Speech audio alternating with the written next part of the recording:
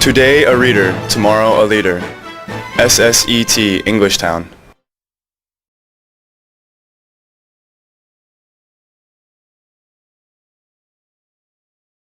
Hi guys, I'm Jane. I am here for my Monday, Wednesday, Friday 1B in room 501 at 4 o'clock, and today we will be doing reading, okay? So you'll need your copy of Barney's Horse and our reading workbook.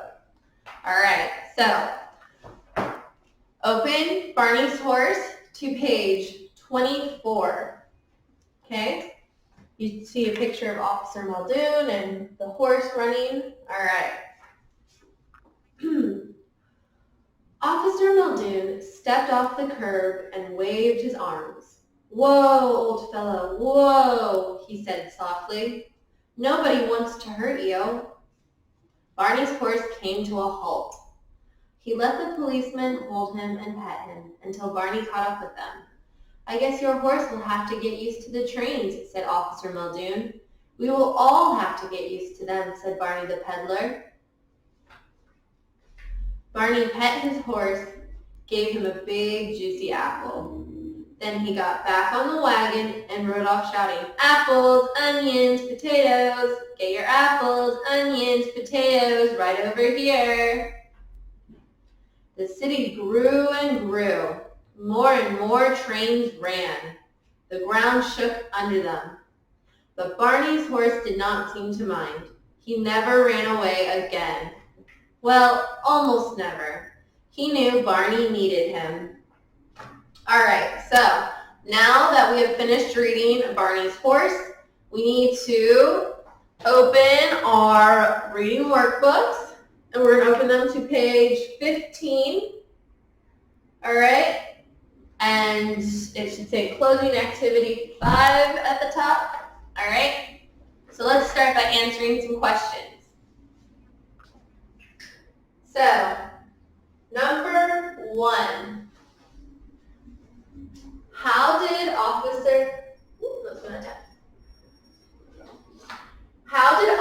Muldoon stop the horse? And could you do that?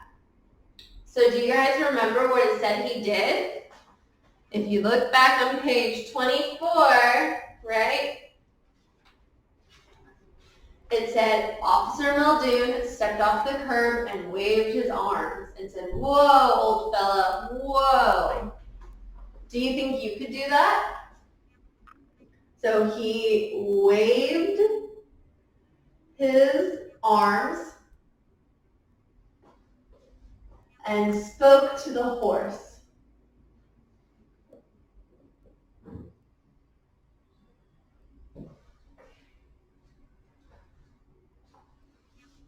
All right. Number 2. How long did the policeman hold and pet the horse? All right, if you look at page 26, it said Barney's horse came to a halt. He let the policeman hold and pet him until Barney caught up with them. So, he held the horse until Barney got there. Right? Number 3. What did Officer Muldoon say the horse will have to do? What does that mean? So, it says, "I guess your horse will have to get used to the trains." So, I guess your horse will have to get used to the trains. What do you guys think that means? Your horse will have to get used to the trains.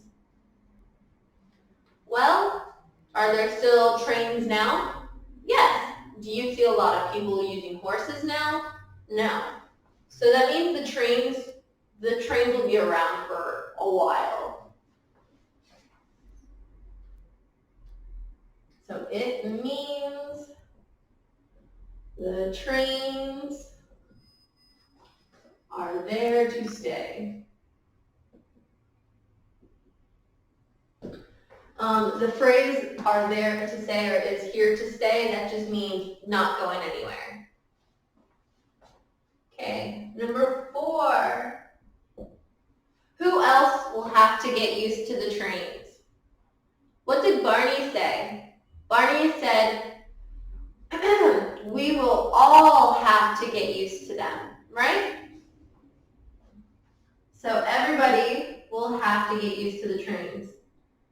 Everybody will have to get used to the trains. Good. Number 5. What did more and more trains run? Why did more and more trains run? Why? Do you know why? Because the city was getting bigger, so more people were riding the trains. So we're going to say more trains ran because more people were riding them. Number 6. Did Barney's horse mind? How do you know? Well, at the end of the book, what did it say about Barney's horse? Did he run away anymore? No, it said he almost never ran away again, right? So that's how you can tell he got used to the trains. So, the horse got used to the trains and didn't try to run away again. Okay. So, next, at the bottom of your page, it says open your mind. You do not have to write anything. This is just some things for you to think about or to discuss at home maybe with your mom, dad, brother, sister. So, what are some things you had to get used to? Such as a new teacher, maybe a new brother or sister, a new classmate, new school, anything like that? Okay, and then if you had to get used to something new, what was it? And do you think it was easy? If yes, why? If no, why?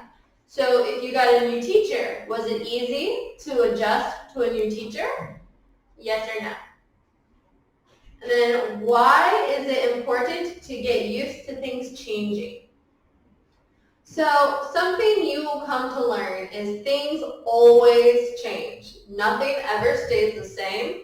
So you have to be able to adjust to change and also be able to handle and understand it. So when I say adjust, that means if something changes, you change with it or you make it so you are able to be okay with that change. All right. Now, if you turn to page, where is it at? 16, we are going to read this and sequence the order of the story, okay?